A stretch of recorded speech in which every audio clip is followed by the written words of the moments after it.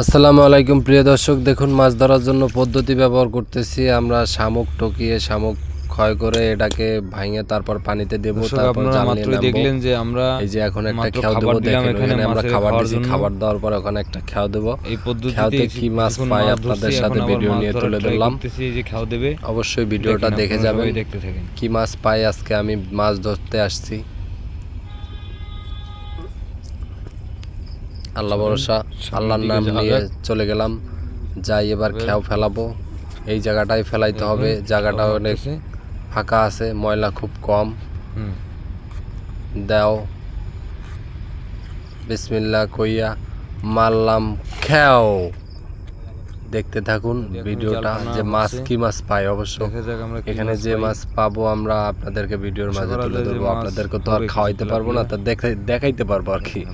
যাই হোক, সবাই সুন্দর সুন্দর ভিডিও তুলে ধরবেন, দেখতে থাকুন। মাছ কিন্তু মনে হচ্ছে আসছে, দেখছেন ওই যে হাতের ভিতরে চলে আসছে তেলাপিয়ার পোনা, গুঁড়া মাছ আর কি। আপনারা আরো মাছ আছে, এই যে আরো উঠতেছে, দেখুন এই যে আরো উঠতেছে, ওই যে দেখা যাচ্ছে, দেখেন মাছ।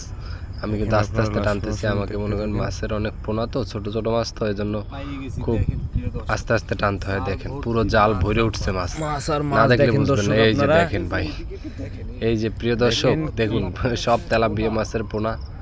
দেখেন সেগুলো এর চেয়ে বড় হয় না, পুরো জাল ভরে উঠছে। ঠিক আছে, খালি সম্পূর্ণ জাল ভর্তি করে মাছ উঠছে।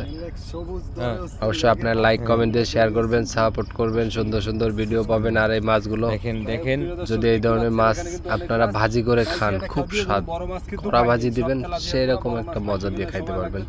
যাই হোক, আমার ভিডিওটা এতটুকুই।